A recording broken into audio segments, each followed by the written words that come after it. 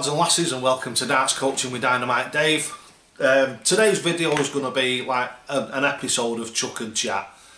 Something that we've done before. The last one was a little bit ropey because we did it outside. I just thought it'd be a nice thing to do, but it didn't work very well, did it? Right, what I want to talk to you today about is a couple of things. First of all, the darts coaching. It seems to be coming on leaps and bounds. My list is getting longer and longer and longer. So what we've done is we've decided to do it in two different ways. You can send me your videos if you want, or ask me any questions. The one's on YouTube. I try and get some time every week to try and answer every question that comes in. It's very rare I ever leave anybody out. If I've ever left if you've left me a question and I've not answered you, ask it again, or send me a personal message through either Facebook or Twitter or something like that. Because I'll always try and answer everybody, but obviously as the channel's growing, the questions are growing. It's more and more every day. Getting time to film the films, do the videos and stuff like that, and the editing and everything. Not everything's getting compressed, so it's getting tighter and tighter. What I've decided to do with the coaching videos is, and this has been going on for a while, but this is actually now going to become like an official part of the channel. So what'll be happening from now on is, if you want a personal coaching via email and what have you, if you want to send me your videos and you want me to email you back and tell you what's going on, yeah, you go in a queue. The queue at the moment is about nearly 6 weeks at the moment for that service. What I've decided to do is introduce another service into it, whereas the videos that I make and put them on the internet, I've been asking up to now for a £10 donation, which is like, basically it's not enough to cover what it costs me to do the filming, do the editing and spend the time doing it. So what I'm asking now is, if you want a personal coaching video, and they're normally about 10 minutes long, I think they've got some fantastic content in them and what have you, and they're all structured towards you, all personal, that is now going to be, we're asking for a £15 donation. I think that is probably one of the best value for money things that you're ever going to buy. For the simple reason is you're getting some positive feedback, you're getting some critique over what you throw, what you're doing in your throw, and how you're throwing and how you're progressing on. I hopefully iron out for you some of the anomalies and what have you that are in your throw.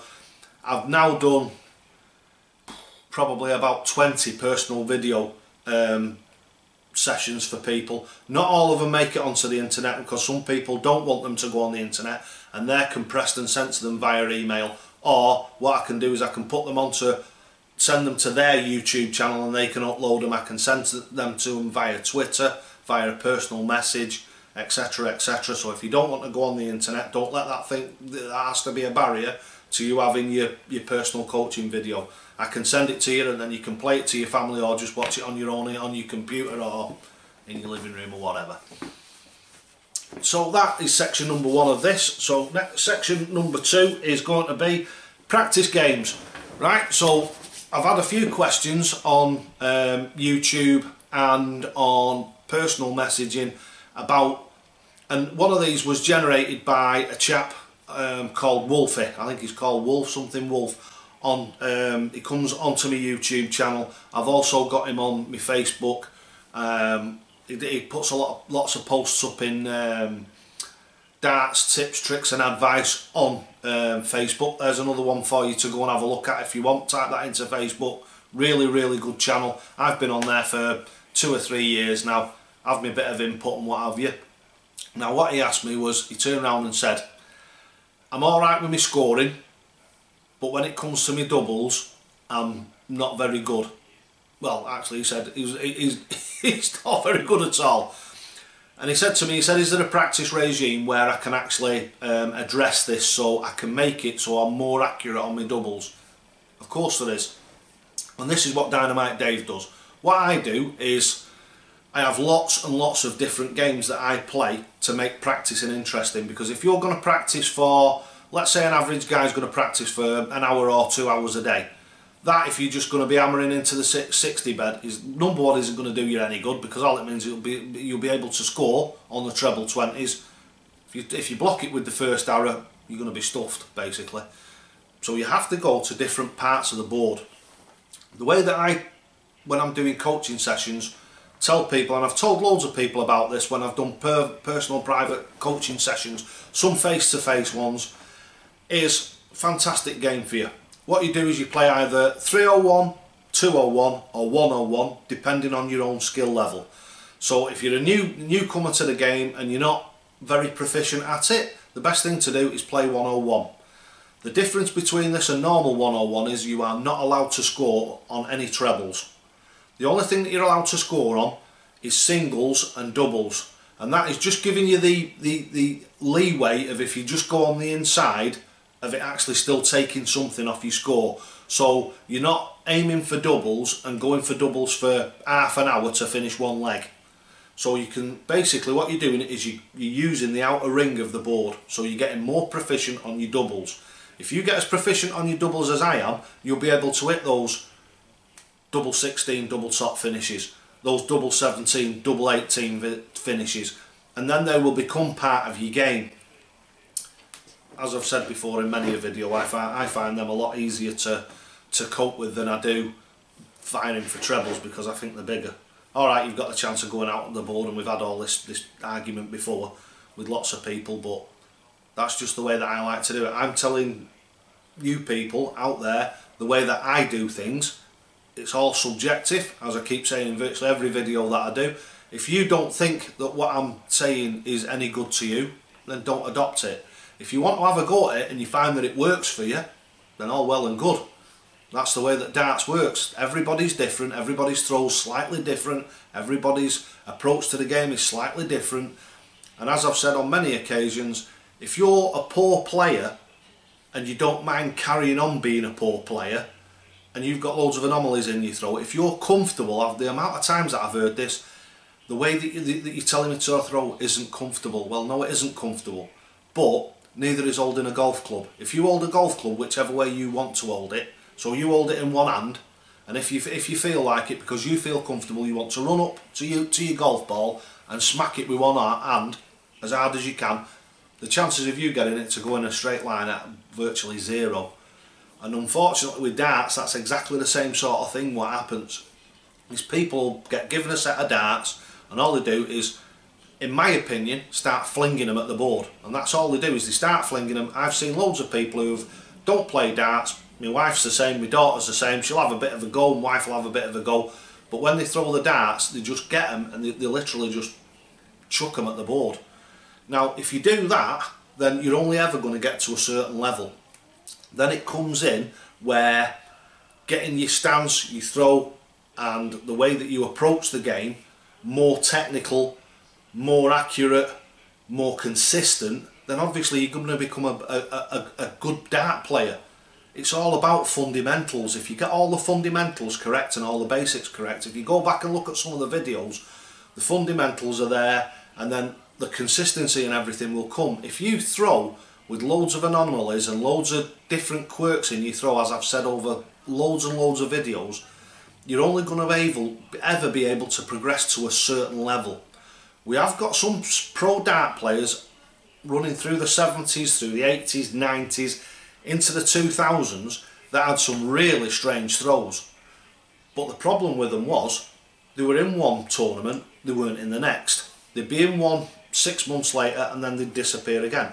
You had your mainstays, and all you've got to do is go back and look at the throws. You look at Eric Bristow's throw until he got dartitis. It was absolutely spot on, identical every time he threw the arrow. El Lobo, I think a chap who follows me now, and you'll remember this guy if you're an oldie like me, John Lowe. He's actually following me now on Twitter, and he's actually watched some of my videos, and thinking that's fantastic because we're one of my childhood heroes.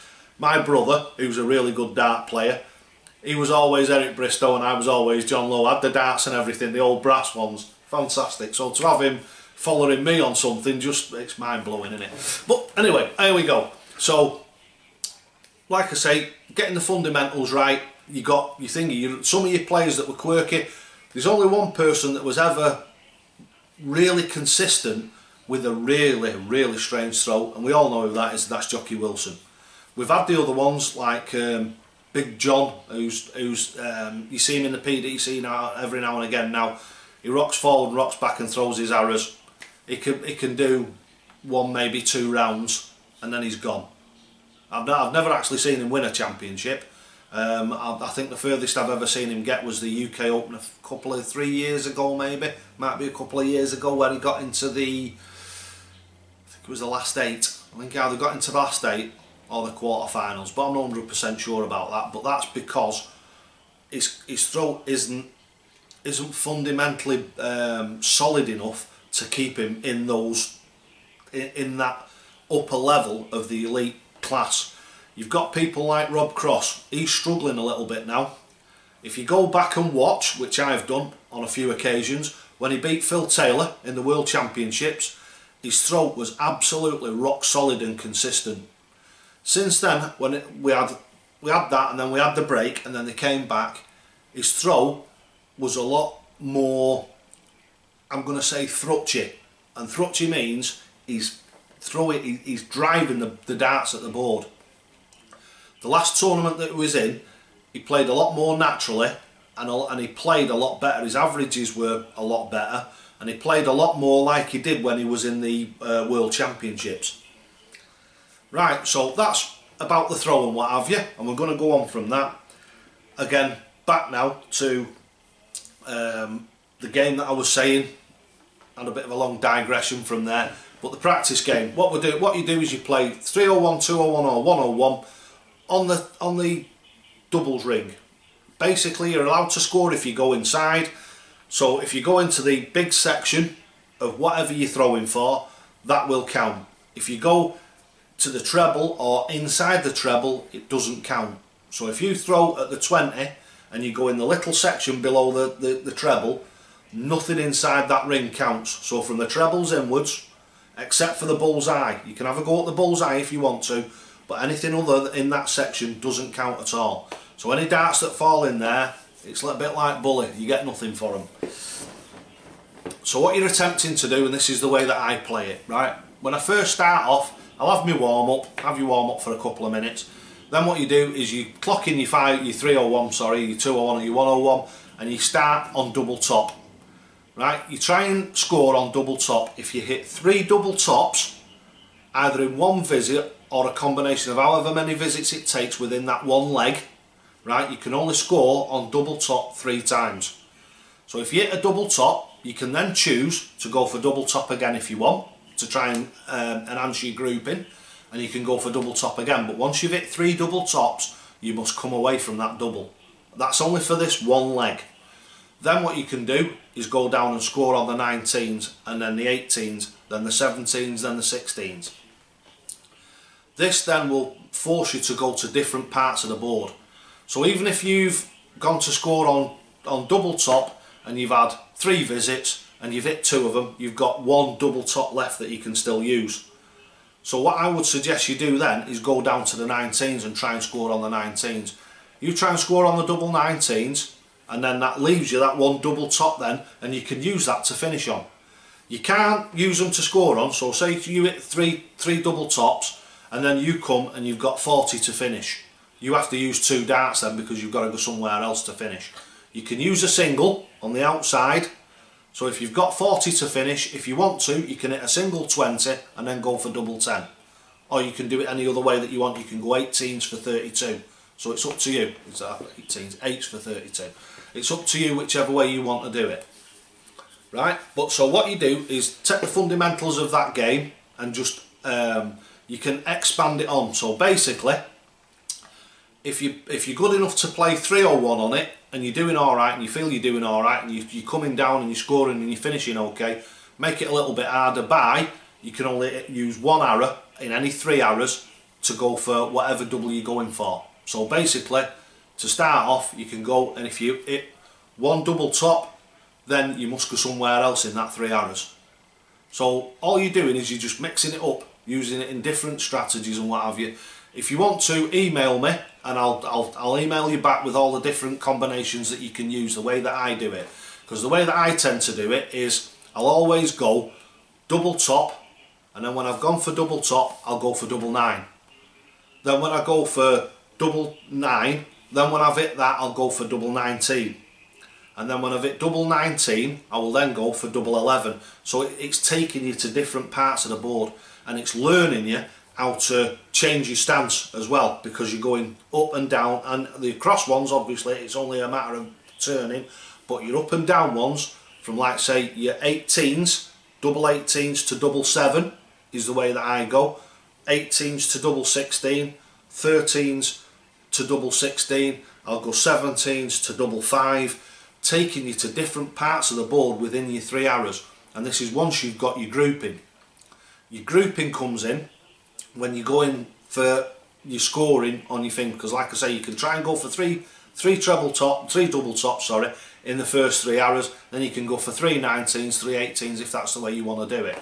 So you can mix it up so it not only incorporates your grouping, but it incorporates your switching as well, which is a massive part of the game when you become proficient, or like let's say a good average to lower advanced level, and then from advanced onwards then it just builds and builds and builds, and the differences in the game become smaller and smaller and smaller. When you get to Gary Anderson, Michael Van Gerwen, they're looking, especially Peter Wright, and he's doing it all the time and he's very open about it, he's looking for that extra 1% that makes all the difference. And when he finds it, like when he's gone to the darts that he's got at the moment, how long he'll keep them, who knows. It can be two matches, it could be 20 matches, all depends on how they perform for him.